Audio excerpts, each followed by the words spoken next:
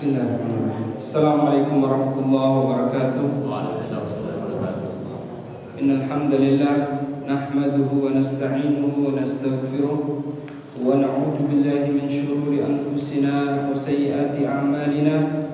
May yahdihillahu fala mudilla lahu wa may yudlil fala hadiya lahu. Asyhadu an la ilaha illallah wahdahu la syarika lahu wa asyhadu anna Muhammadan 'abduhu wa rasuluh. يا أيها الذين آمنوا اتقوا الله حق تقاته ولا تموتن إلا وأنتم مسلمون يا أيها الناس اتقوا ربكم الذي خلقكم من نفس واحدة وخلق منها زوجها وبث منهما رجالا كثيرا ونساء واتقوا الله الذي تساءلون به والأرحام إن الله كان عليكم رقيبا يا أيها الذين آمنوا اتقوا الله وقولوا قولا سديدا يصلح لكم أعمالكم ويغفر لكم ذنوبكم ومن يطع الله ورسوله فقد فاز فوزا عظيما أما بعد فإن أصدق الحديث كتاب الله وخير الهدى هدى محمد صلى الله عليه وسلم وشر الأمور محدثاتها فإن كل محدثة بدعة وكل بدعة ضلالة وكل ضلالة في النار. معاشر المسلمين, jamaah kaum muslimin rahimani wa rahimakumullah, segala puji bagi Allah Jalla fi'ala yang telah melimpahkan rahmat hidayah serta pertolongannya sehingga kita masih diizinkan untuk berkumpul di tempat yang kita cintai ini dalam rangka melanjutkan kajian kita Syarah Arba'in An-Nawawi yang ditulis oleh Syekh Fauzan hafizallahu ta'ala. Kemudian salawat serta salam selalu kita curahkan kepada qudwatul hasanah Nabi besar Muhammad sallallahu alaihi wasallam beserta keluarga, sahabat dan orang-orang yang senantiasa berada di atas sunnahnya. Masyaallah muslimin, pada kesempatan yang berbahagia ini kita melanjutkan hadis yang ke-24, al-hadits ar-rabi'u wa 20. Hadis yang ke-24. An Abi Dzar al-Ghifari radhiyallahu anhu anna an-nabiy sallallahu alaihi wasallam fima yarwihi an rabbih azza wa jalla annahu qala, dari sahabat yang mulia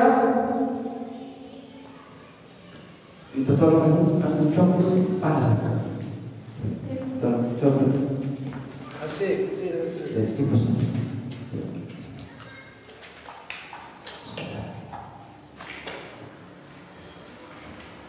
Dari sahabat yang mulia Abi Dzar al-Ghifari, semoga Allah meridai beliau, dan Nabi alaihi salatu wassalam fima yarwihi rabbih. Yang dimaksud fima yarwihi rabbih di sini berarti hadis ini adalah hadis qudsi. Nanti dijelaskan. Annahu qala, bahwa Nabi alaihi salatu wassalam berkata, yaitu Allah berfirman. Maksudnya fima yarwihi rabbi, hadis qudsi.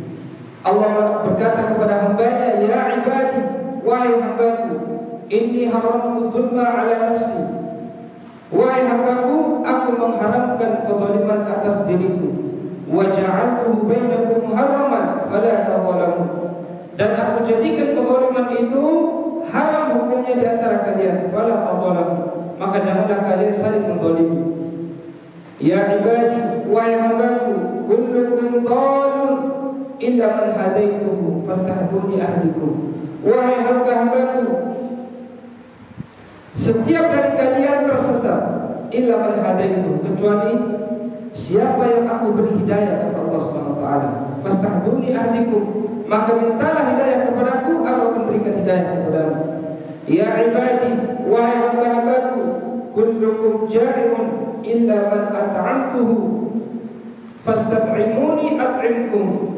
Wahai hamba-hambaku, setiap kalian lapar kecuali siapa yang aku beri makan, maka mintalah makan kepadaku, akan aku beri makan, kata Allah Subhanahu wa ta'ala. Ya ibadi, kullukum 'alim illa man kasartuhu fastaksuni aksukum. Wahai hamba-hambaku, setiap kalian telanjang kecuali siapa yang aku beri pakaian, maka mintalah pakaian kepadaku, akan aku berikan pakaian. Ya ibadi, innakum tukhti'una bil-laili wan-nahari wa ana aghfiru dhunuba jami'a fastaghfiruni aghfir lakum. Wahai hamba-hambaku, setiap dari kalian melakukan dosa di malam hari dan di siang hari, dan aku mengampuni seluruh dosa, maka mintalah ampun kepadaku, akan aku ampuni kalian. Ya ibadi, innakum lan tablughu dharri fatadurruni. Wahai hamba-hambaku, sesungguhnya kalian tidak bisa membahayakan aku. Wa lan tablughu naf'i fatanfa'uni, dan kalian tidak bisa memberikan manfaat kepadaku.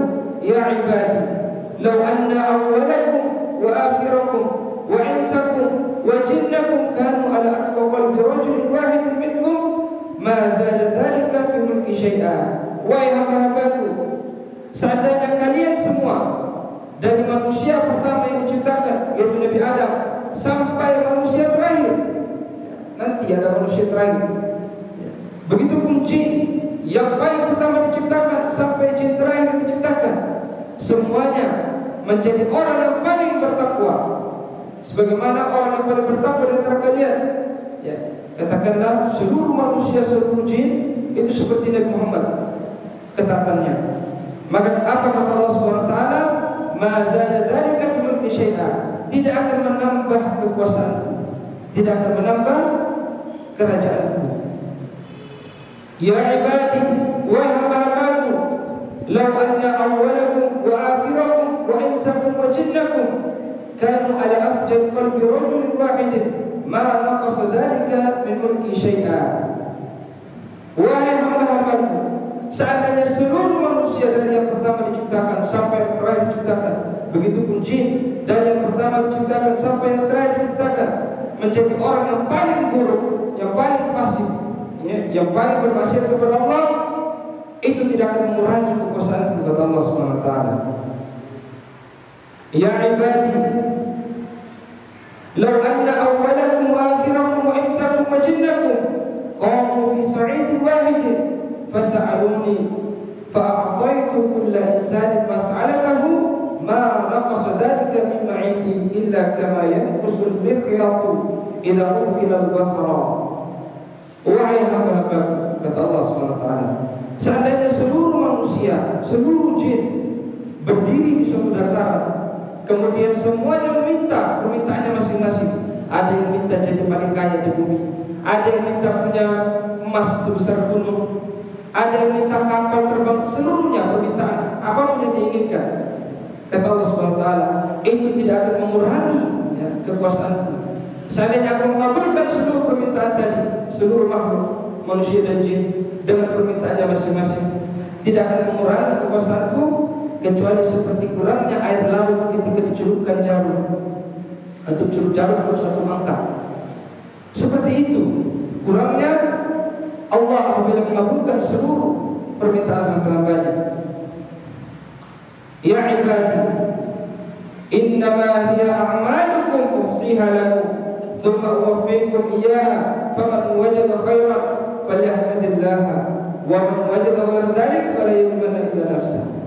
Wahai hamba-hamba, itulah amalan-amalan kalian yang akan Allah hitung dan Allah akan balas. Maka siapa yang mendapatkan kebaikan nanti ketika dihitung amal-amalnya, ketika dia mendapatkan balasan, dia dapatkan kebaikan, perbanyaklah memuji Allah. Falyahmadillah, berbanyak memuji Allah. Barang siapa mendapatkan sebaliknya, dia dapat keburukan, fala yulmanna illa nafsah. Jangan dia mencela, jangan dia protes kecuali kepada dirinya sendiri. Riwayat Muslim. Hadis ini hadis yang sangat panjang, masyaallah. Ya, ini tidak bisa dibahas dalam satu pertemuan, tapi kita coba. Ya, riwayat Muslim, riwayat oleh Muslim. Hada haditsun azimun yarwihi Nabi alaihi salatu wassalam an rabbih. Ini adalah hadis yang diriwayatkan Rasulullah SAW dari Allah Subhanahu wa taala. Ini adalah hadisul qudsi. Hadis itu ada dua, ya, sudah saya jelaskan. Hadisul qudsi wa hadisun nabawi. Ya. Apa bedanya? Hadisul qudsi, ya, adalah hadis yang makna dan lafadznya, ya, ini kalau Syaikhul Fauzan mengatakan makna dan lafadznya disandarkan kepada Allah Subhanahu wa taala. Tapi kalau kita lihat kitab mustalahatul hadis yang lain, mereka mengatakan hadisul qudsi itu maknanya disandarkan pada Allah SWT, lafaznya disandarkan pada Rasul. Ya. Adapun hadis Nabawi, ya, kalau kata Syekh sini, lafaznya disandarkan pada Rasul, maknanya disandarkan pada Allah. Tapi kalau kita melihat kitab hadis, ya, Mustalahatul Hadis, di sana ada yang menjelaskan. Adapun hadis Nabi, lafaz dan maknanya disandarkan pada Nabi. Ya. Namun di sini tidak ada perbedaan sebenarnya, hanya mustalah untuk menjelaskan. Ya. Apa bedanya? Ya, kalau kita melihat hadis qudsi, ya, lafaznya dari Nabi, maknanya dari Allah SWT. Adapun hadis Nabi, lafaz dan maknanya disandarkan pada Nabi. Ya. Adapun Al-Qur'anul Karim, lafaz dan maknanya disandarkan pada Allah SWT. Ya, lafaz dan maknanya disandarkan pada Allah SWT. Terus apa bedanya hadis qudsi dengan Al-Qur'anul Karim? Dua-duanya sama-sama firman Allah. Hadis qudsi firman Allah, Al-Qur'anul Karim juga merupakan firman Allah. Apa bedanya? Bedanya yang pertama, Al-Qur'an itu membacanya merupakan sebuah ibadah. Ya, ada hitung-hitungannya. Seorang membaca Al-Quran ada pahala tersendiri. Ya, ada pahala tersendiri. Ya. Man qara'a harfan min kitabillah, kata Rasul, barang siapa membaca, ya, satu huruf dari Al-Qur'anul Karim, falahu bihil hasanah, dia mendapatkan 10 kebaikan. Wal hasanatu bi asyri amsalha, 10 kebaikan dilipat gandakan oleh Allah SWT. Ya, la aqulu alif lam harfun, aku tidak mengatakan, kata Rasul, alif lam itu satu huruf, bal alifun harfun, ya, wa lam harfun wa mim harfun. Jadi ada 3 huruf, alif lam mim ada 3 huruf. Berapa pahalanya? 30 kebaikan yang didapat. Ya, kalau orang baca alif lam mim saja. Ini kalau Al-Qur'anul Karim. Ya, orang yang junub tidak boleh membaca. Sebagian orang mengatakan tidak boleh membaca. Ya, orang yang haid dilarang memegang mushaf. Tapi kalau hadis qudsi boleh. Orang junub, orang nifas boleh memegang kitab hadis qudsi, dia baca. Karena dia bukan Al-Qur'anul Karim. Ya, membacanya tidak ada hitung-hitungan pahala. Ya, tapi kalau seorang membaca hadis qudsi dalam rangka yang mentadabburi, menuntut ilmu dari situ, dia dapatkan pahala. Tapi tidak seperti Al-Qur'anul Karim, ada hitungan-hitungannya. Ya, Al-Quran dibaca ketika sholat, hadis qudsi tidak dibaca ketika sholat. Banyak sekali perbedaannya. Ya, jadi ini merupakan hadis qudsi. Kemudian kita masuk pada hadis. Qala Rasulullah SAW, qala Allah Azza wa Jalla, ya ibadi, wahai hamba-hambaku, wa taqra'u dhalika ma'a kulli faqratin min faqaratil hadith yadullu ala talattufillahi jalla wa ala bi'ibadihi wa raf'atihi bihim fa innahu ghaniyun anhum. Allah mengulang dalam hadis ini, ya ibadi, ya ibadi, ya ibadi. Apa tujuannya? Yaitu menunjukkan bahwa Allah sangat cinta kepada hamba-hambanya. Ya, kelembutan Allah kepada hamba-hambanya, sehingga terus dipanggil ya ibadi, ya ibadi. Ya. Dan di sini dijelaskan oleh Syekh, ya, ada beberapa faedah yang kita petik tentang al-ubudiyah. Ya, al-ubudiyah artinya penghambaan. Ya, al-ubudiyah di sini dibagi menjadi 2. Ya, al-ubudiyatul 'ammatu wal ubudiyatul khassah. Yang pertama, penghambaan secara umum. Apa maksudnya? Ya, penghambaan secara umum ia at-tadallul wal khudu' lillahi subhanahu wa ta'ala wa kullu nasi mu'minihim wa kafirihim. Maksudnya penghambaan secara umum adalah ketundukan, kelemahan, kehinaan makhluk atau hamba di hadapan Allah SWT, baik dia mukmin ataupun kafir. Ya, dia disebut sebagai hamba. Ya, hamba Allah secara umum maksudnya apa? Ya, setiap makhluk tidak terlepas dari kehendak Allah, takdir Allah. Artinya dia lemah di hadapan Allah, sehingga dia disebut hamba Allah. Ini disebut ubudiyatul 'ammah. Ya, ada ubudiyatul khassah, penghambaan secara khusus. Apa maksudnya? Yaitu dijelaskan oleh Syekh. Ya, penghambaan secara khusus wahya ubudiyatul ikhtiyari, yaitu penghambaan yang dipilih oleh seorang hamba. Contohnya kita sekarang, kita datang ke majelis ilmu dalam rangka, ya, mencari ridha Allah SWT. Maka ini masuk ibadah ubudiyah khasah. Ya, seorang datang ke masjid untuk sholat, menghambakan dirinya di depan Allah, ini ubudiyatul khasah. Ya, menjadi hamba Allah yang dimaksud di sini secara khusus menjadi orang beriman. Ya, penghambaan secara khusus. Kalau tadi penghambaan secara umum, dia tunduk di bawah kendali Allah SWT, tunduk terhadap ketentuan, ketetapan atau takdir Allah SWT. Baik dia beriman ataupun orang mukmin, dia dikatakan hamba Allah secara umum. Ada yang dikatakan hamba Allah secara khusus, yaitu orang-orang beriman. Ya, ikhtiar, dia memilih untuk menjadi orang beriman. Dia tunduk terhadap syariat Islam, maka ini disebut ubudiyatul khasah. Kemudian, ya, Rasul melanjutkan, Allah berfirman, "Inni haramtu dzulma 'ala nafsi wa ja'altuhu bainakum muharraman fala tadzalamu." Aku mengharamkan kezaliman atas diriku, kata Allah SWT, dan aku jadikan kezaliman itu haram hukumnya di antara kalian. Fala tadzalamu, jangan kalian saling menzalimi.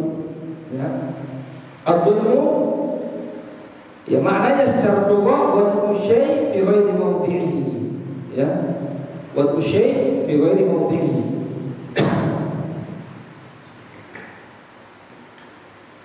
Meletakkan sesuatu tidak pada tempatnya, ini kezaliman namanya. Ya, lawannya apa? Al-'adlu, adil. Apa itu? Wad'u syai' fi mawdi'ihi. Meletakkan sesuatu pada tempatnya, ini adil. Kalau kezaliman, meletakkan sesuatu tidak pada tempatnya. Apa contoh keadilan? Contoh, ya, seorang ibu, ya, punya 2 orang anak. Satunya anak SD, satunya kuliah. Yang satu SD diberikan jajan 5.000, ya, yang kuliah diberi jajan 20.000. Adil tidak? Adil. Ini. Kenapa saya sampaikan demikian? Karena ada dogma-dogma yang dibawa oleh barat, ya, kapitalis dan sebagainya, bahwa adil itu sama rata, ya, sama rata. Tidak demikian. Tapi Islam mengajarkan adil itu wad'u syai' fi mawdi'ihi, meletakkan sesuatu pada tempatnya. Seorang guru, ya, kalau ada anak yang pintar rajin, diberikan ranking 1. Ada anak yang malas, nilainya jelek, ya, tidak diberikan peringkat atau mungkin tahan kelas. Ini adil di dalam pandangan Islam. Ya, wad'u syai' fi mawdi'ihi, meletakkan sesuatu pada tempatnya. Ya, mengapa demikian? Karena dogma yang dibawa oleh orang barat, ya, mengatakan bahwa persamaan antara wanita dan laki-laki. Islam tidak adil katanya. Ya, sedikit saya singgung. Ketika saya berangkat ke Surabaya naik kapal laut, saya ketemu salah seorang mahasiswa teologi yang belajar di sana juga. Mungkin dia sudah pada semester akhir. Saya tidak tahu kalau dia belajar teologi, calon pendeta. Duduk berbincang-bincang, sampailah kita pada pembahasan tentang keadilan agama. Akhirnya dia singgung, agama Islam tidak adil katanya. Ya, kenapa? Karena laki-laki boleh punya istri 4 katanya, tapi istri tidak boleh punya suami 4. Ya, kalau ini kita bawa, ya, keadilan dalam pemahaman mereka benar, tapi dalam Islam adil tidak demikian. Ya, meletakkan suatu pada tempatnya. Saya waktu itu bingung, Pak, mau jawab apa? Ya, alhamdulillah ada saja di pikiran. Akhirnya saya bilang kepada orang tersebut, ya, ini wakil, serius, ini kejadian sekitar 2-3 tahun yang lalu. Akhirnya saya bilang kepada calon pendeta tersebut, dia kalau salah orang Alor atau orang Flores artinya. Saya bilang, ya, kamu salah. Justru Islam itu melebihkan wanita daripada laki-laki. Kenapa? Apa katanya? Alasannya apa? Ya, seorang istri boleh memiliki suami orang lain. Atau maksud gitu? Seorang istri boleh memiliki suami orang lain, tapi seorang suami tidak boleh memiliki istri orang lain. Dia langsung jawab begitu. Alhamdulillah. Padahal saya juga tidak tahu. Ya, artinya inilah dogma yang dibawa oleh orang barat, bahwa persamaan itu harus sama. Padahal adil tidak demikian. Ya, lawannya adalah kezaliman. Wad'u syai' fi ghairi mawdi'ihi, meletakkan sesuatu tidak pada tempatnya. Contoh kezaliman, ya, ada 3 dibagi. Al-qismul awal, kezaliman yang pertama, zulmun bainal 'abdi wa rabbi. Kezaliman antara seorang hamba dan Tuhannya, ya, dengan Allah SWT. Ya, apa maksudnya? Kenapa dikatakan zalim? Ya, di sini dimaksud dengan kezaliman di sini adalah kesyirikan. Ya. Sebagaimana firman Allah SWT dalam surah Luqman, qala Allah Ta'ala, wa idh qala Luqman li 'ibnihi wa huwa ya'idhuhu ya bunayya la tusyrik billah inna syirka la dzulmun 'adzim. Ya. Ketika Luqman menasihati anaknya, dia mengatakan, ya bunayya, wahai anakku, la tusyrik billah, jangan kau syirik kepada Allah SWT, jangan kau menyekutukan Allah SWT. Inna syirka la dzulmun 'adzim. Semuanya kesyirikan itu adalah dosa yang amat besar.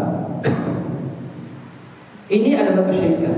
Kenapa kesyirikan dikatakan zalim? Padahal kita tahu tadi makna zalim, meletakkan sesuatu tidak pada tempatnya. Kenapa demikian?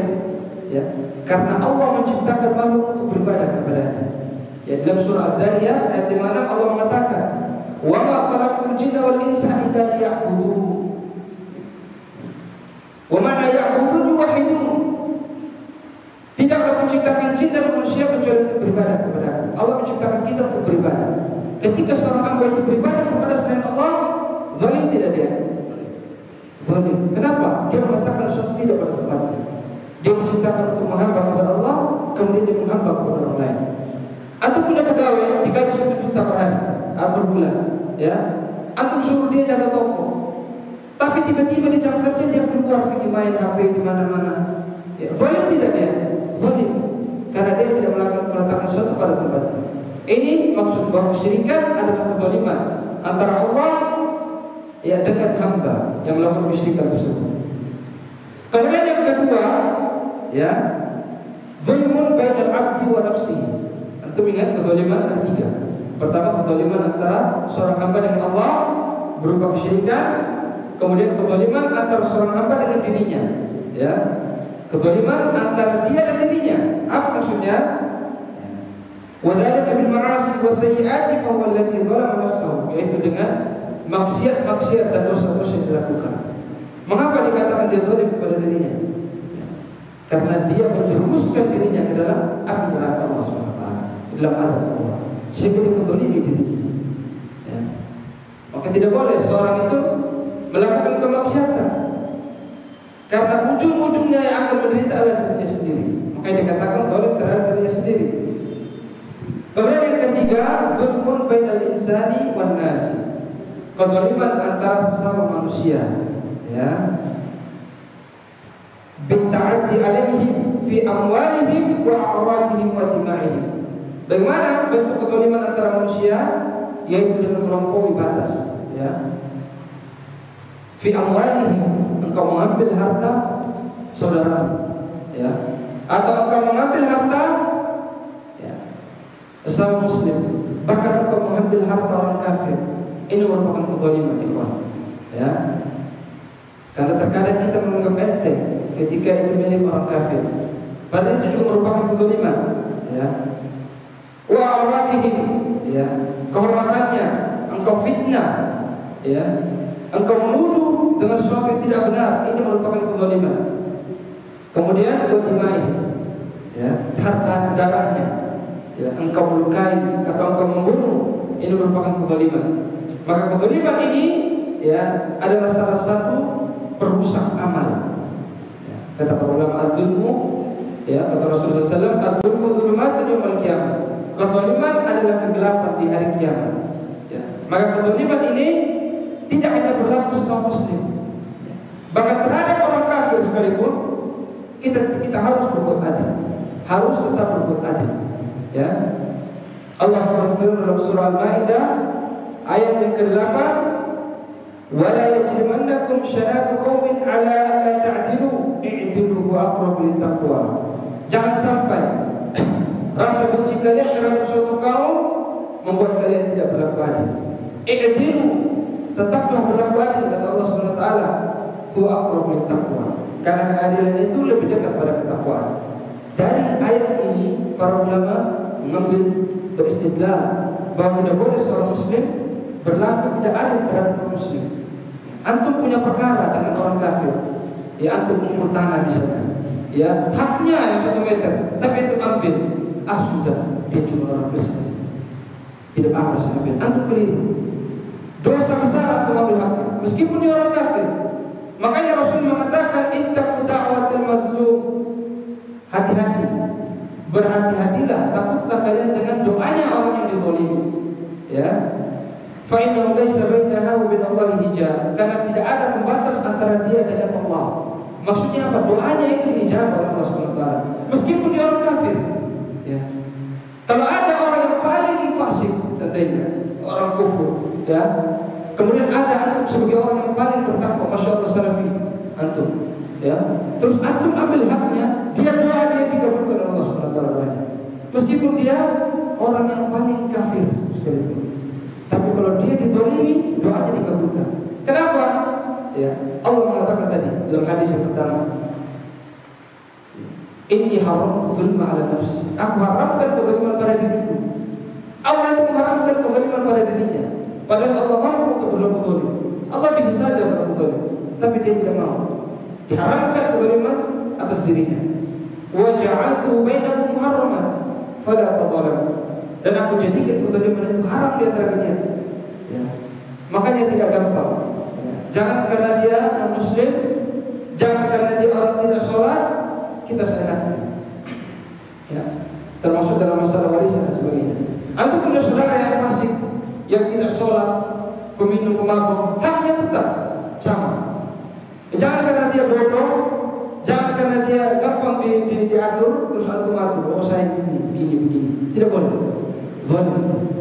Ya. Apalagi ya, terhadap orang-orang yang beriman, maka jauh lebih besar dosanya. Ya. Nabi SAW mengatakan, "Thalathu da'awatin mustajabatun." Ada 3 doa yang dikabulkan. Yang pertama, da'watus shaim. Ya, hina yuftir wa fi riwayah hatta yuftir. Doa orang yang berpuasa. Dia berdoa ketika puasa atau hendak berbuka. Dia mohon kepada Allah. Itu dia jawab oleh Allah Subhanahu wa taala. Kemudian da'watul musafir, orang yang bersafar, dia mohon kepada Allah. Dijawab oleh Allah Subhanahu wa taala. Kemudian menjadi syahid. Da'watul mazlum, orang yang dizalimi, dia mohon kepada Allah, Allah mengabulkan doanya. Ya, selama apa? Terpenuhi syarat-syaratnya. Kan sudah dibahas ya berbulan-bulan lalu. Syarat diterimanya ibadah doa itu apa? Apa syaratnya? Makanannya halal. Asanta. Makanan pakaiannya halal. Ya. Bagaimana mungkin seorang minta kepada Allah, masya Allah safar dia tadi, ya, puasa lagi, ya, bulan Ramadan lagi, ditolimi pula. Kalau bisa ditolimi, dia mohon kepada Allah, kok tidak dikabulkan? Bisa jadi makanannya haram, ya, bisa jadi pakaiannya haram, ya, maka harus terpenuhi dulu syarat-syarat diterimanya doa, ya, baru ini tadi berlaku. Kemudian masyarakat muslimin, ya. Kemudian Allah SWT melanjutkan dalam hadis qudsi, ya ibadi, kullukum dhalun illa man hadaituhu fastahduni ahdikum. Wahai hamba-hambaku, seluruh kalian dalam kesesatan kecuali siapa yang aku beri hidayah, fastahduni, mintalah hidayah kepadaku, ahdikum, aku akan berikan hidayah kepadamu. Ya, hidayah ini sesuatu yang sangat kita butuhkan. Bahkan kata para ulama, kita lebih membutuhkan hidayah daripada makan dan minum. Apa dalilnya? Ya, selama 17 kali dalam sehari seseorang memohon hidayah kepada Allah SWT, sadar ataupun tidak, antum ketika membaca surat Al-Fatihah, antum akan melewati suatu ayat, ihdinas siratal mustaqim. Ya Allah, berilah petunjuk kepadaku ke jalan yang lurus. Berikan hidayah kepadaku, tunjuki aku jalan yang lurus. Terus antum minta selama 17 kali. Ini kalau antum tidak sholat sunnah 17 kali, sadar ataupun tidak, antum ucapkan terus. Antum minta kepada Allah. Ini yang menjadi bukti kata ulama bahwa kita lebih butuh hidayah daripada makan dan minum. Berapa kali antum minta makan dan minum sehari? Mungkin tidak pernah. Tapi antum minta hidayah 17 kali. Belum lagi sholat-sholat sunnah yang dilakukan. Antum minta hidayah. Hidayah ini masyarakat muslimin terbagi menjadi 2. Ya, hidayah terbagi menjadi 2. Yang pertama hidayatul irsyad wa hidayatul taufiq. Ya, ini secara umum. Meskipun nanti ada para ulama yang memperinci lagi, tapi kita baca umum. Hidayatul irsyad wa hidayatul taufik. Hidayatul irsyad ini ya, petunjuk yang diberikan oleh seorang. Bahkan Rasul alaihissalam memberikan hidayah irsyad, bukan hidayah taufik. Ya, seorang ustaz menasihati seorang pemabuk, tinggalkan, khamr itu haram hukumnya, ayo ikut ngaji. Ini namanya hidayah irsyad. Siapapun bisa melakukan asalkan memiliki ilmu. Ya. Seorang dai mengajak ya saudaranya, teman-temannya untuk sholat di masjid. Ya. Mengajak masyarakat untuk sholat berjamaah di masjid. Ini namanya hidayah irsyad. Ya.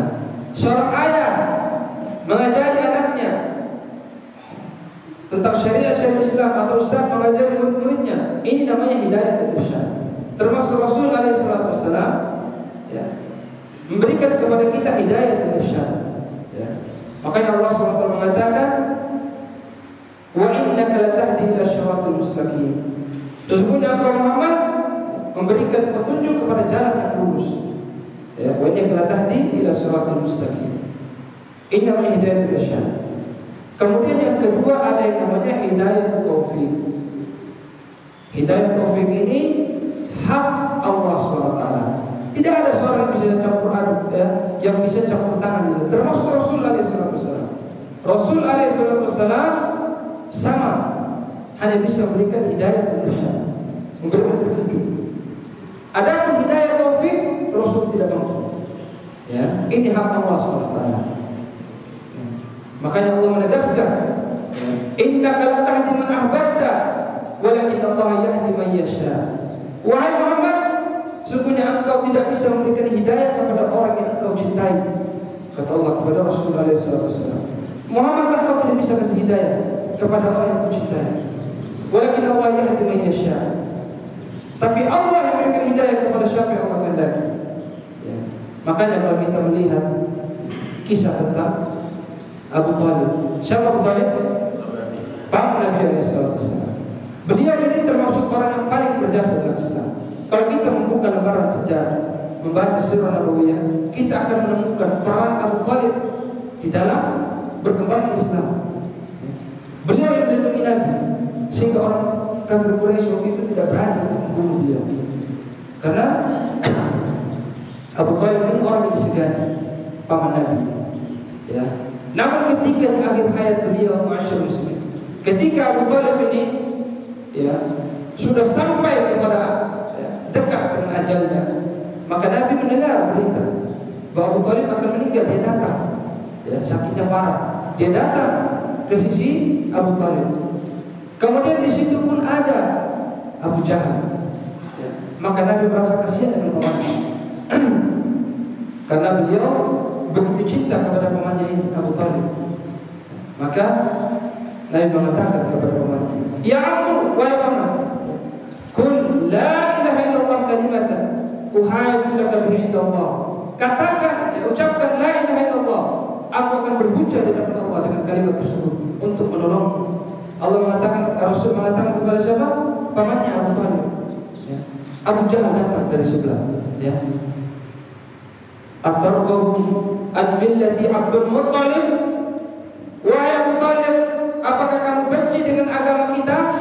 Apakah kamu benci dengan agamanya Abdul Muttalib? Siapa Abdul Muttalib? Abdul Muttalib kakeknya Nabi, ayah dari Abu Thalib. Ya. Apa kamu benci dengan agama ayahmu? Apa kamu benci dengan dengan agama nenek moyang kita? Ya. Bingung Abu Thalib. Bingung dia. Ini bukti kalau syaitan itu ada juga dari kalangan manusia. Dia membisikkan. Ya, dia bisikkan itu. Nabi terus ya memerintahkan supaya pamannya ucap la ilaha illallah. Tapi dari sebelah, ya, jangan. Ya, kamu benci dengan agama kita. Maka apa? Di akhir ujung ucapan dari Abu Thalib, ya, ala millati Abdul Muttalib, di atas agama Abdul Muttalib. Beliau meninggal dalam keadaan kafir. Ya, dalam keadaan kafir.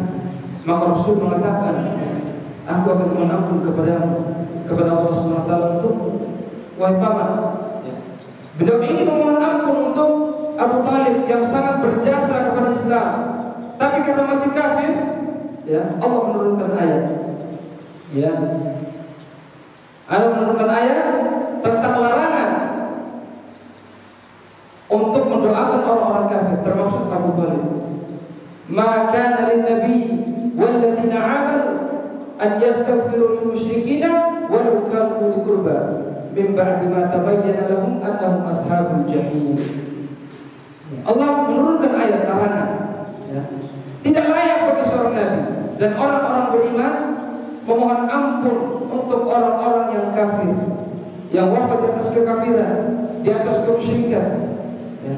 Setelah jelas bahwa mereka itu wafat di atas kekafiran, meskipun dia itu keluarga, meskipun dia itu paman, meskipun dia orang tua sekalipun, ya, meskipun dia anak kita, orang tua kita, tidak boleh minta ampun. Ya, ini menjadi dalil larangan seseorang muslim mendoakan orang tuanya yang kafir. Tidak boleh. Ya, misalnya antum punya orang tua meninggal dalam keadaan kafir, antum mu'allaf masuk Islam, antum diharamkan mendoakan orang tua. Sebagaimana Nabi diharamkan mendoakan pamannya. Ya, dilarang, tidak boleh mendoakan. Maka Allah, ya, berkat jasa beliau dan doa Rasulullah SAW, ya, beliau dijadikan sebagai orang yang paling ringan adabnya di neraka. Nabi mengatakan, ahwan ahli nari adaban Abu Thalib. Orang yang paling ringan adabnya di neraka nanti Abu Thalib. Ya, bagaimana adabnya? Dipakaikan sendal dari api neraka, mendidih otaknya. Itu yang paling ringan adabnya. Itu Abu Thalib. Ya. Bagaimana dosa orang-orang yang masuk neraka lainnya? Kalau yang paling ringan jadi seperti itu, Anda bisa bayangkan ahwan ahli nar, kata Rasul, yang paling ringan adabnya penghuni neraka itu Abu Thalib. Ya, dipakaikan sendal dari api neraka, mendidih otaknya. Itu yang paling ringan. Ya, padahal otak itu bagaimana bisa mendidih jam berapa? Segitu pun masih bisa mendidih. Ya, naudzubillah min dzalik. Maka di sini sekaligus kita dapat faedah, ya. Tidak boleh kita mendoakan, ya, kakek-kakek kita yang misalnya, ya, masih beragama Arab atau Nasrani meninggal, kita diharamkan untuk mendoakan. Ini syariat, bukan pakai perasaan. Ya. Nabi juga sangat mencintai pamannya, sangat mencintai orang tuanya, tapi dilarang mendoakan orang tuanya, dilarang mendoakan pamannya. Ya. Maka tidak boleh mendoakan orang kafir, meskipun dia keluarga. Kemudian Allah melanjutkan, ya ibadi, wahai hamba-hambaku, kullukum ja'ilun illa man at'amtuhu fastat'imuni ut'imkum. Wahai hamba-hambaku, seluruh kalian dalam keadaan lapar, kecuali siapa yang aku beri makan, maka mintalah makan kepadaku, minta rezeki kepadaku, kata Allah. Ya, aku akan berikan makan kepada kalian. Ya, masyaallah muslimin, di dalam kalimat singkat ini kita mendapati banyak sekali faedah bahwa seluruh kenikmatan, nikmat yang kita dapatkan, makanan yang kita dapatkan, hakikatnya dari Allah SWT. Ya, makanya Allah mengatakan dalam surah Dariyat tadi ayat 57-58, Allah mengatakan, wa ma khalaqtul jinna wal insa illa liya'budun ma uridu minhum min rizqin wa ma uridu an yut'imun innallaha huwa razzaq dzul quwwatil matin.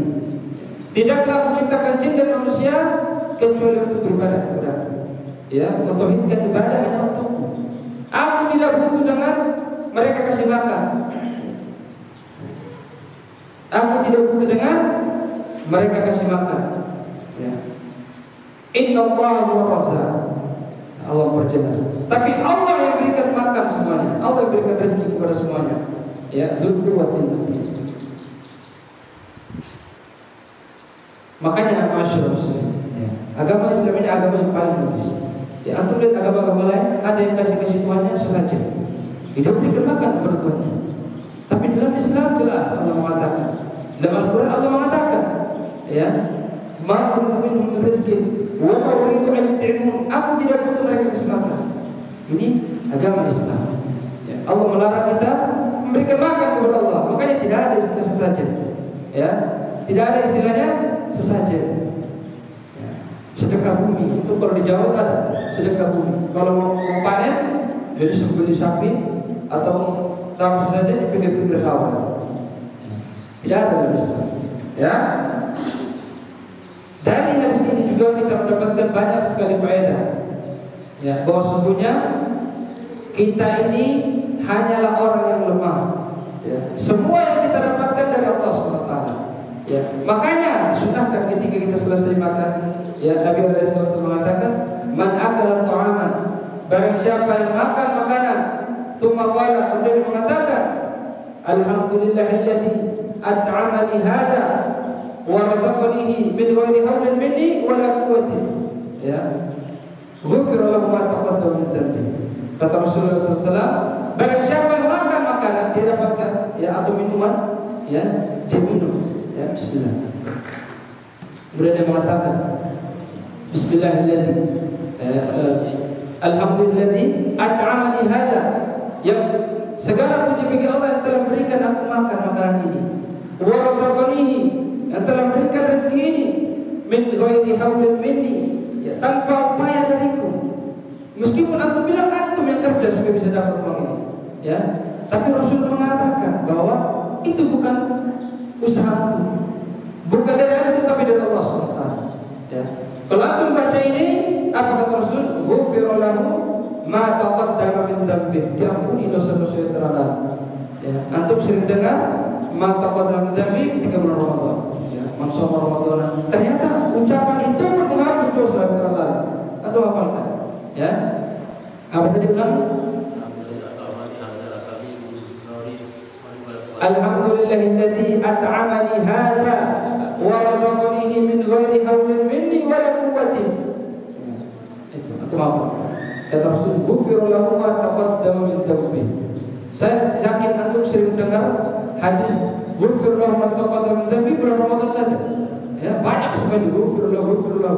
Padahal selesai makan pun bisa dihapuskan dosa. Ya. Intinya dalam hadis ini Rasul mengajarkan kepada kita bahwa apa yang kita dapat, apa yang kita makan bukan dari kita. Makanya dikatakan min ghairi haulin minni wa la quwwati, yang tanpa upayaku, tanpa kekuatanku, aku dapat rezeki. Meskipun antum bilang saya yang kerja dari siang tadi, saya yang bawa, ya, barang tadi, saya jualan panas-panasan, saya bekerja sebulan makanya saya dapat gaji ini. Tapi kata Allah, itu bukan dari antum, itu dari Allah SWT. Antum hanya kerja, itu hanya asbab sehingga antum bisa dapat rezeki. Antum mau tikar kepala tapi Allah tidak kasih, antum tidak akan dapat. Ya, tapi ada. Oh, gitu. Ya, apa namanya? Iya. Enggak ya? Kata yang Iwan enggak? Oh, ya sudah apa? Ya, jadi seperti itu. Allah soalnya mengajarkan kepada kita, apa yang antum makan, gaji yang antum dapat, penghasilan antum dapat, itu bukan dari antum, tapi dari Allah SWT. Ya. Tapi semuanya tentu harus bekerja dulu baru dapat. Ini adalah bentuk tawakal yang benar. Ya. Makanya dalam surah Al-Maryam, surah Al-Maryam, bagaimana Allah mengajarkan tentang tawakal yang benar, ya, tentang apa namanya, berusaha. Ya, Allah mengatakan kepada Maryam, wa huzzi ilaiki bi jiz'in nakhlah, ya, goyangkan pohon kurma itu, ya, maka akan jatuh buahnya. Disuruh goyang dulu. Wa huzzi ilaiki bi jiz'in nakhlah, goyang dulu pohon kurmanya. Baru tuh pohon kurmanya menjatuhkan buahnya.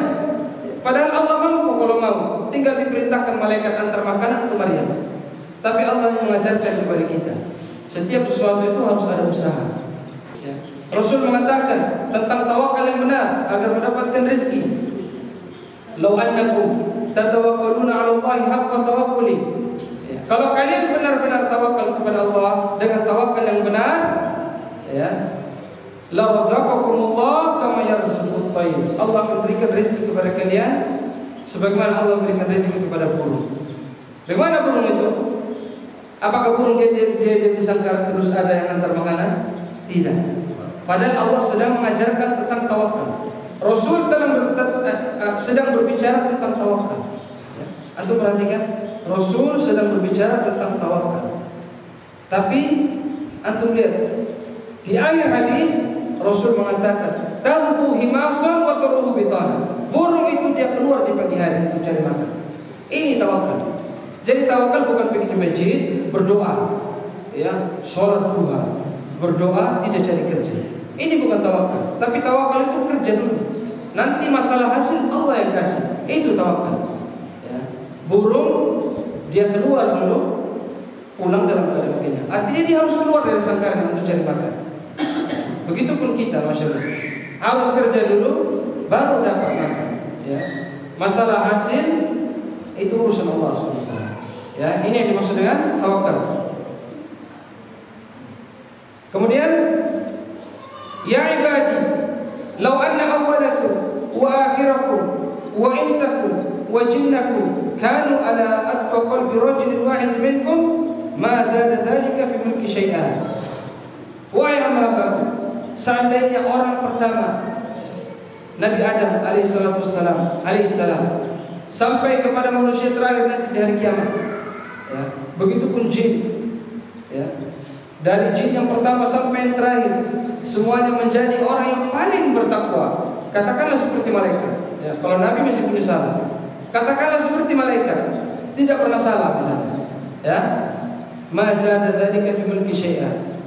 Ketaatan itu tidak akan menambah kekuasaan kepada Allah SWT. Ya. Ini menunjukkan bahwa kita yang butuh kepada Allah. Makanya salah satu nama Allah yang paling mulia As-Samad. Apa dulu saya pernah jelaskan As-Samad? Apa namanya, artinya Pak ini? As-Samad apa? Meminta.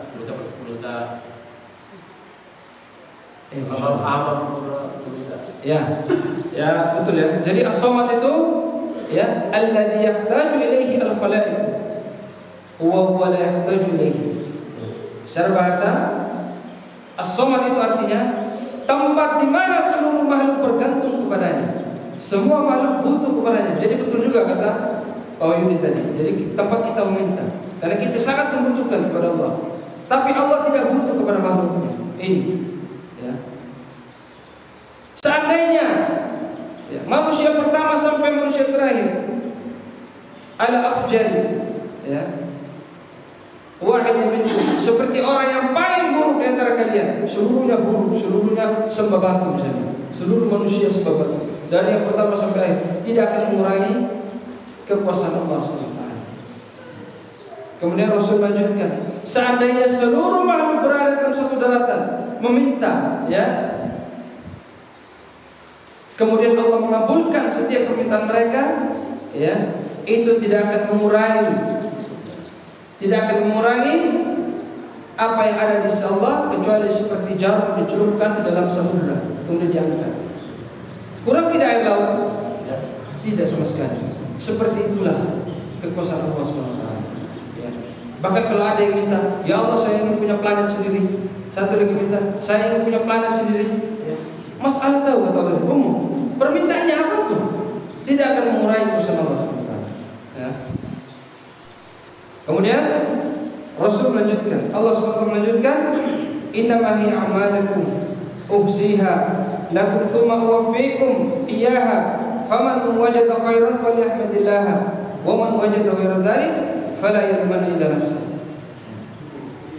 Itu adalah amal-amalan kalian yang Allah balas nanti.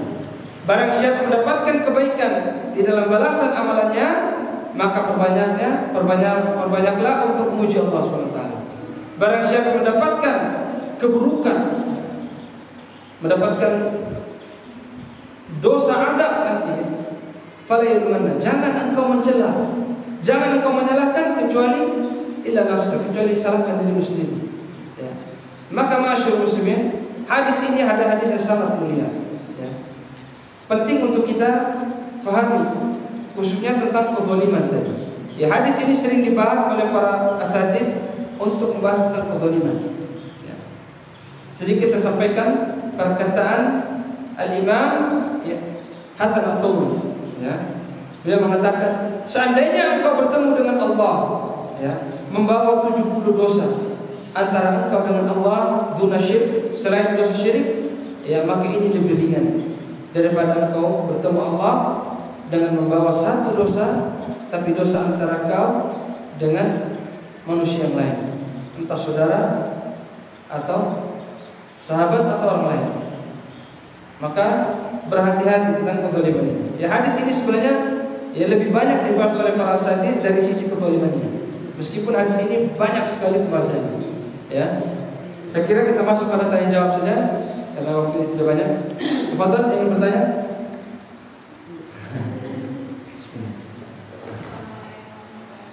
Assalamualaikum.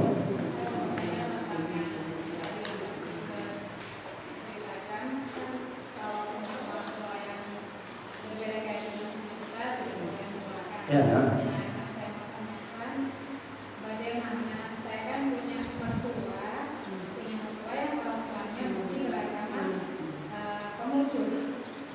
Mertua bisa muncul ya. Ya, tapi keluarga besarnya semua pun muncul. Ya.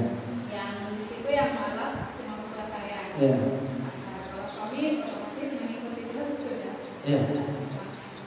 Bagaimana hukumnya saya dan suami bersama kami masih mengikuti proses ketika ada yang meninggal dari pihak keluarganya suami, kami itu masih mengikuti proses pemakamannya dari awal sampai akhir.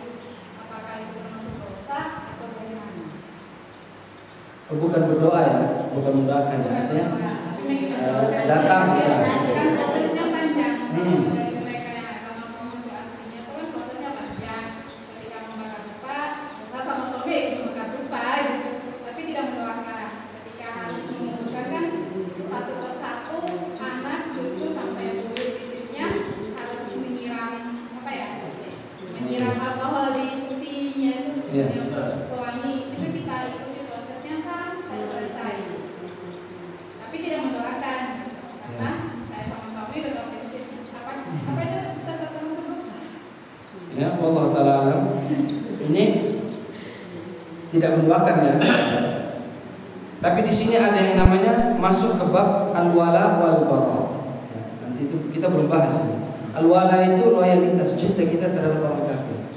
Sehingga sebenarnya mengatakan tidak boleh sama sekali kita ya ikut campur di dalam prosesi ya ibadah orang kafir meskipun kita tidak berdoa. Ini masuk pada al-wala, loyal, cinta. Sebagian ulama mengatakan tidak boleh sekali. Bahkan di situ kita harus al-bara, berlepas diri. Ya. Meskipun terkadang kaidah seperti ini tidak mutlak. Artinya terkadang di daerah kita ya kita harus memperhatikan mafsadat dan mudarat. Tapi kalau memang dia sudah tahu kita Islam, ya, tidak mengapa kita tidak ikuti proses tersebut. Artinya tidak membahayakan diri kita. Saya rasa tidak perlu hadir, ya, tidak perlu ikut proses ini. Kalau sekedar datang untuk melihat jenazah, mungkin tidak mengapa. Apalagi orang tua kita tidak sampai mendoakan. Tapi setelah itu selesai.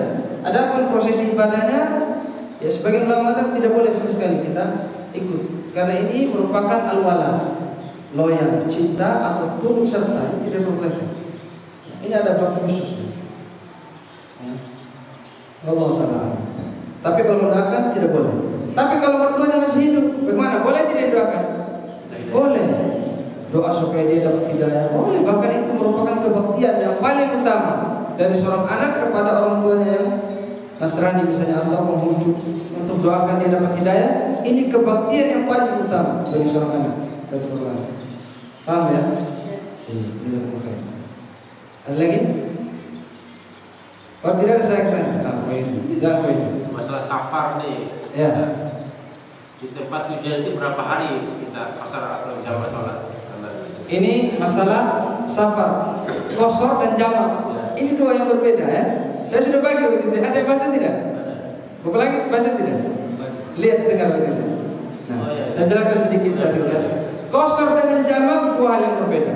Ya, qasar mutlak dilakukan bagi musafir. Kalau jamak dilakukan bagi orang yang membutuhkan. Antum sekarang di rumah, tidak musafir. Antum boleh jamak, boleh kalau antum butuh. Ya. Contohnya apa butuh? Misalnya ada hajat di rumah, ada orang meninggal misalnya, atau ada musibah, yang antum di situ sebagai relawan, antum harus bekerja dengan sigap cepat, ya. Sehingga tidak mungkin antum itu bisa sholat tepat pada waktu, atau antum ragu asar nanti bisa sholat tepat waktu, maka antum diperbolehkan untuk jamak. Sholat zuhur 4, lanjut rakaat 4. Ya. Orang safar kalau tidak butuh tidak boleh jamak. Antum turun ke Wengapu, ya, ini saya jelaskan. Antum turun ke Wengapu, tapi antum di Wengapu tidak ada pekerjaan, longgar. Ya, antum di rumah saja, rumah keluarga. Antum tidak dianjurkan untuk jamak, tapi antum diperbolehkan untuk qashar. 2 rakaat zuhur, tunggu asar nanti baru antum sholat 2 rakaat. Antum tidak diperbolehkan jamak. Ini sebagian ulama mengatakan demikian. Ya, meskipun ada yang longgar boleh jamak, tapi yang lebih hati-hati tidak boleh jamak. Kecuali antum butuh. Safar antum dalam rangka kerja misalnya, waktu antum sempit di Wengapu, sibuk, boleh antum jamak. Sekalian di qashar, ya. Tapi kalau tidak sibuk, qashar saja, enggak boleh jamak. Adapun jamak kapanpun antum butuh boleh. Ya. Kapanpun antum butuh boleh, meskipun antum tidak safar. Tapi benar-benar butuh, ya. Benar-benar butuh. Waktunya bagaimana? Ya. Sebagian, ya, ini bahas fikih luar biasa, panjang urusannya, ya. Tapi pendapat Syafi'iyah itu batas 4 hari, ya. 4 hari, lebih dari itu tidak boleh. Sebagian Syafi'iyah. Tapi kalau antum ikut mazhab Ibnu Taimiyah, jadi jangan salah, ada 3 mazhab Ibnu Taimiyah. Ya, mazhab Ibnu Taimiyah itu selama seorang itu tidak punya kepastian kapan dia pulang, ya, kapan dia pulang, selama dia masih dikatakan safar, dia boleh menjamak meskipun 1 minggu, 2 minggu, 3 minggu. Tapi yang lebih hati-hati tadi, ya, 3 hari, 4 hari, lebih dari itu antum harus sholat itmam sesuai dengan waktunya. Jaraknya bagaimana jaraknya? Ya, jumhur ulama mengatakan 80 kilo. Artinya kalau turun Wengapu boleh qashar tidak? Boleh. Waitapula boleh qashar tidak? Tidak boleh. Kenapa belum sampai 80 kilo? Ini kalau mazhab jumhur ulama. Tapi Syekhul Islam Ibnu Taimiyah mengatakan selama safar tersebut dikatakan safar, antum ke Wonokaka, kalau dalam uruf, ya, dalam kebiasaan setempat dikatakan itu safar, boleh antum qashar. Tidak terikat dengan jarak. Ini kalau mazhab Ibnu Taimiyah. Tapi Allah Ta'ala, kalau saya lebih mengikuti jumhur, ya, yang lebih selamat jumhur. Kurang 80 kilo jangan antum qashar, ya. Jamak sesuai kebutuhan. Paham ya? Ya. Allah Ta'ala yang lebih selamat. Sudah? Lebih ikut lagi? Mama tanya Mama? Ya. Saya sambung sedikit. Iya boleh. Berarti apa sadar gitu antara anak-anak ke Lombok itu 1 minggu di sana. Iya, makanya saya katakan kalau dari segi jarak beliau sudah dikatakan musafir, sahih, musafir. Tapi dari segi waktu ada ikhtilaf para ulama.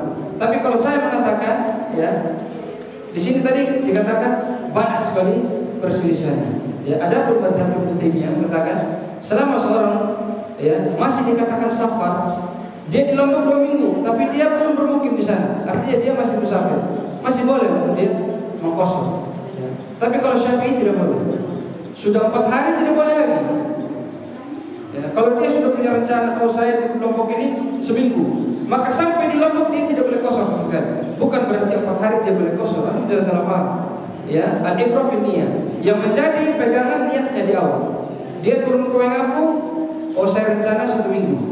Berarti dari awal dia turun ke Wengapu dia tidak boleh lagi qashar, tidak boleh lagi jamak. Ini kalau mengikuti mazhab Syafi'i. Ya. Dari awal dia tidak boleh jamak.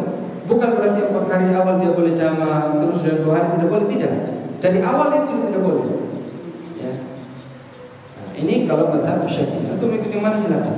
Yang lebih hati-hati, ya, sebagian ulama mengatakan mazhab yang paling hati-hati ini Syafi'i dan Hambali. Ya, makanya para ulama banyak yang mazhab Syafi'i. Ya. Tapi yang jadi masalah banyak yang mazhab Syafi'i akidahnya tidak ikut Syafi'i. Ya, ini yang jadi masalah. Silakan. Kalau sholat adalah amalan pertama di Indonesia. Ya. Apabila sholat yang lain, insya Allah amalan yang lain itu akan kembali. Insya Allah. Ini pertanyaannya, apabila orang itu sholat tapi dia tidak bertauhid, itu bagaimana? Bagaimana kalau orang sholat tapi dia tidak bertauhid? Dia sholat tapi dia tidak bertauhid. Maksudnya gimana tidak bertauhid? Hah? Dia syirik di sana ya? Ya, dia syirik di sana. Kalau kita melihat dari fatwa Syekh Shalih Fauzan Hafizahullah Ta'ala, beliau merupakan mufti Saudi, ya, salah satu kibar ulama di sana. Beliau mengatakan di zaman sekarang tidak ada lagi yang namanya uzur bil jahl. Uzur bil jahl itu sekarang sudah tidak ada. Apa maksudnya uzur bil jahl? Ya, uzur bil jahl itu keringanan karena dia tidak tahu. Keringanan karena dia tidak tahu. Kata Syekh Fauzan sekarang sudah tidak ada uzur bil jahl. Artinya kalau ada sekarang orang muslim yang masih sembah batu, yang masih kasih sesajen ke jin, pokoknya melakukan kesyirikan, maka dia tidak ada uzur bil jahl. Dia masuk dalam kategori musyrik. Ini kata Syekh Fauzan. Namun sebagian ulama masih menggunakan uzur bil jahl. Artinya kalau dia tahu, ya, sampai kepadanya ilmu, tapi dia mengingkari ilmu tersebut, dia tolak, ya, maka dia masuk ke dalam kategori tadi, orang yang musyrik. Ya, contohnya sudah dikasih tahu, tidak boleh apa contohnya? Yang benar-benar syirik apa contohnya? Tidak boleh seorang imam misalnya, tapi dia dukun, misalnya ada yang dijawab. Dia imam terus dia dukun, dia sholat tiap hari, imam jamaah. Tapi di pekerjaan lainnya dia dukun. Sudah dikasih tahu, jangan, ya. Dikasih dalil, dia membantah, menolak karena egonya. Maka orang seperti ini mati dalam kesyirikan, kata para ulama. Maka dia jelas tidak bertauhid. Sholatnya tidak berguna. Ini sebagian ulama mengatakan demikian, ya.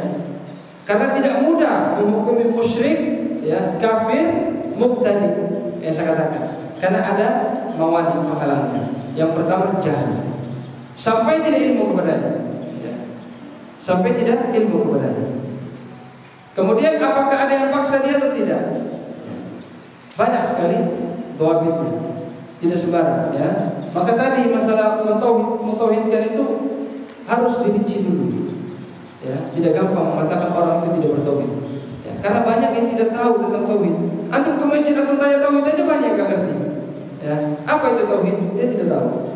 Ya, sehingga di sini Allah Taala ada uzur bil jahl. Kadang kaum muslimin tidak mengetahui perkara tauhid dan syirik ini, ya, sehingga tidak mudah untuk menghukumi.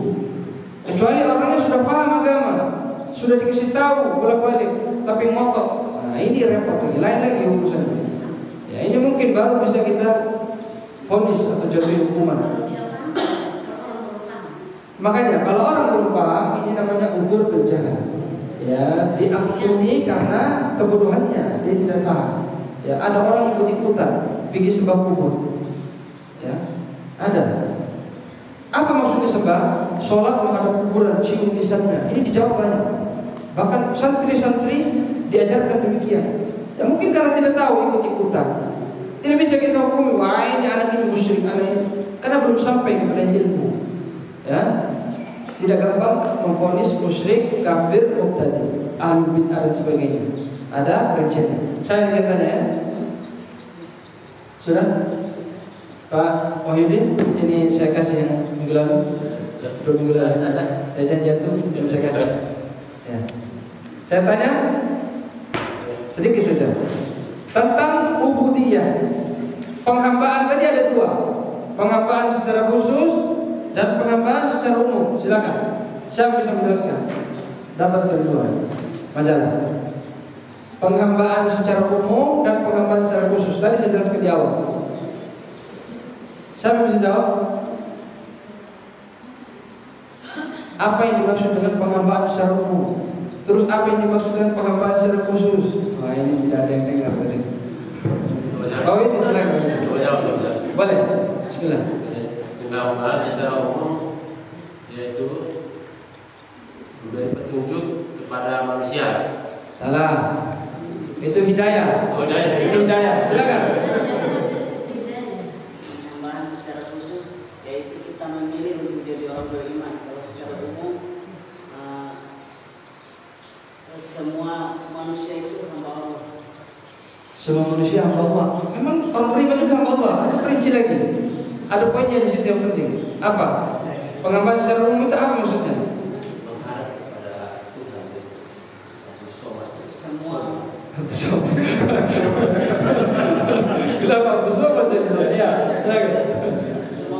Semua manusia tergantung terhadap Allah. Tunduk pada ketetapan atau takdir Allah. Ya, itu penghambaan secara. Antum ulangi lebih jelas. Antum ulangi dulu. Semua manusia Tidak, penghambaan secara umum adalah pengawasan secara umum itu penghambaan secara manusia tunduk kepada ketetapan atau takdir Allah SWT. penghambaan secara khusus itu pilihan kita menjadi Orang beriman, sholat dan sebagainya. Tetap. Jazakumullah khairan. Satu. Amin Sadik. Tadi hidayah dibagi menjadi dua. Silakan dijelaskan. Hidayah tadi dibagi menjadi dua. Apa? Hidayatul lisan, hidayatul taufik. Ya, Amin Sadik sama. Amin Sadik menjawab tidak menjadi? Hah? Tidak. Ya, silakan. Hidayatul lisan yang hidayatul taufik. Hidayatul irsyad dan hidayatul taufik. Apa hidayatul irsyad? Lisan kita juga yang diberikan oleh dari seorang hidayah. Mengajak. Ya, itu ilmu. Ya. Hidayatul taufik? Taufik dari Allah Subhanahu wa taala. Ya, itu ya. Betul. Silakan. Masya Allah, Santi.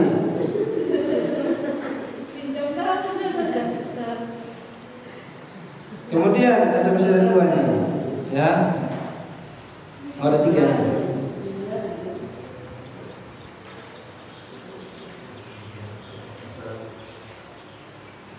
Kemudian kezaliman tadi ada tiga. Kezaliman tadi ada tiga. Siapa bisa jelaskan?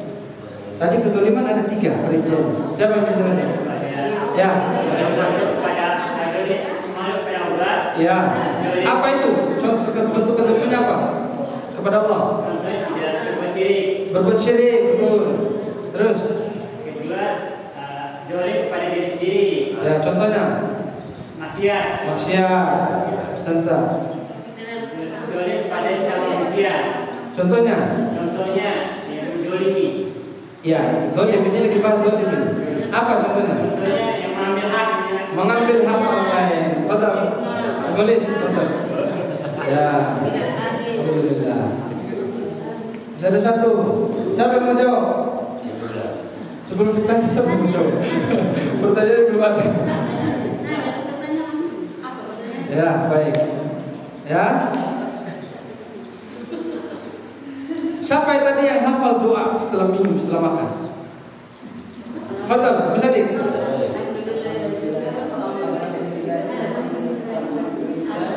At'amani hada. Alhamdulillah. At'amani.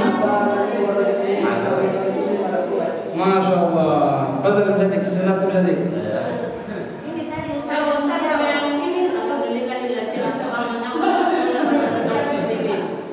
Wallahu ta'ala itu saya tidak tahu periwayatannya hadisnya seperti apa, tapi ini yang sahih.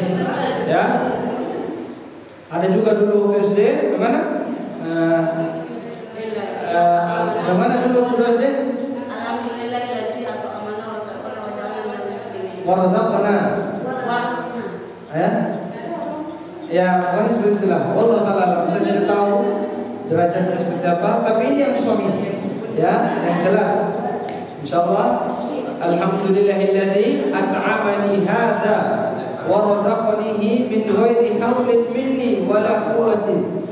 Antum baca doa itu kata Rasul, "Ghufira lahu ma taqaddama min dhanbi." Antum tidak usah tunggu Ramadan baru dihapuskan pahalanya. Setelah makan dihapuskan pahalanya. Dihapuskan dosanya.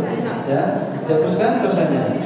Kita tutup dengan doa kafaratul majlis. Subhanakallahumma wa bihamdika asyhadu an la ilaha illa anta astaghfiruka wa atubu ilaik. Assalamualaikum warahmatullahi wabarakatuh.